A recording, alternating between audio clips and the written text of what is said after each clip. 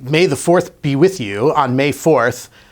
We all celebrate May 4th as Star Wars Day, and we really celebrate that because, again, so many of us were inspired to do what we do, not just by learning about the planets in our solar system, but just as much by Star Wars. Christopher Palma, Christopher, Palma, and my title is Teaching Professor in the Department of Astronomy and Astrophysics. I honestly will tell you that Star Wars had a major influence on me to continue following my passions. And when I talk to all our current students, for as many of them say they're here because they read about a NASA mission that inspired them, so many of them were inspired by Star Wars and other science fiction. And so I really 100% believe that high quality, well done science fiction inspires more people to pursue science than we perhaps even think it might. One of the reasons why Star Wars endears itself to so many astronomers is because of how accurately they portray things, almost sometimes even in a predictive way.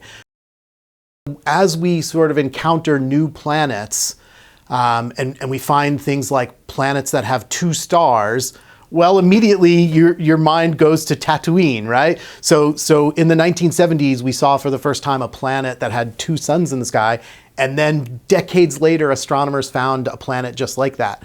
And so many of us, one of the ways in which we really engage with Star Wars is comparing whether it's Coruscant or Tatooine or any of the planets to real aspects of astronomy. So Jupiter shouldn't be able to host life by most of our ideas for what life would be like. Well, if you know your Star Wars lore, you know that the Ewoks lived on the forest moon of Endor, and Endor was a giant planet just like Jupiter. And so that got some astronomers to thinking, well, if you have a Jupiter in the habitable zone of a star, Jupiter couldn't host life, but we know that Jupiter has all these moons, and the moons will also be in the habitable zone. So there's actually a paper in the literature that talks about the habitability of moons around Jupiter-like planets, and it was 100% inspired by the story of the Ewoks in Star Wars. And so that's how I like to think about how science fiction and science fact overlap between those of us who study space for real and are just fans of things like Star Wars. Of all the planets we have found so far, and there's thousands of them, almost none of them appear to be habitable, right? So Earth really, really does seem to be unique in some ways. It doesn't mean we're giving up. It doesn't mean we don't think habitable planets are out there, but they appear to be rare. Well, every planet in the Star Wars galaxy appears to be habitable and perfectly easy for humans to walk around on, and that wouldn't likely be correct.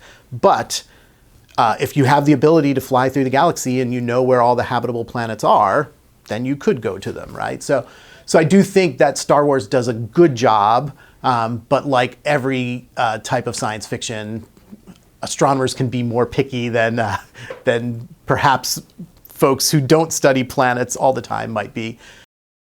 The best place to see space brought to life is in movies, right? So if you walk up and down the hallways of any astronomy department, you're going to find Star Wars memorabilia everywhere. Everyone's going to have memories of seeing the movies.